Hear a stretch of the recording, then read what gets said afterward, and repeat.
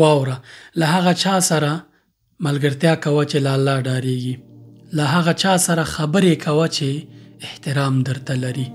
له هغه چا سره مشوره کوه چې پرې ګران یې. له هغه چا نه ځان ساته چې منفي نظر لري، منفي بافي، هر څه ته منفي ګوري. له هغه چا نه لرې تخته. په مجلسونو کې ورسره مه کښېنه چې د الله او د رسول احترام نه لري، او مجلسونه یې ټول یوازې دنیا یې، الله پکې نه یادېږي. له هغه چا نه ځان لرې ساته، لرې ترې اوسه چې هغوی شپه و ورځ په لهو و لعب کې اخته دي او هېڅکله د الله او د هغه د رسول صلی الله علیه وسلم او د شریعت خیال نه لري. له هغه چا نه ځان ساته چې مثبت انرژي دې په منفي بدلوي، هر خبره کې درته رد ځواب درکوي. له هغه چا نه ځان ساته چې ته په دې ډارېږې که زه پرمختګ وکړم دی خفه شي. دغه انسانان ستا مستحق نه دي.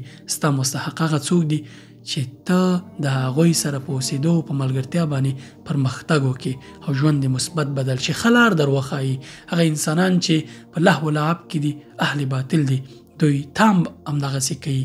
ځکه خو الله پاک قرآن کریم کې فرمایلي چې کوم چېرته ته کښېنې او هلته د الله او د رسول سپکاوی کېږي، نعوذ بالله، یا هلته د الله پاک د دین بې احترامي کېږي، هغوی نه پاڅېږه.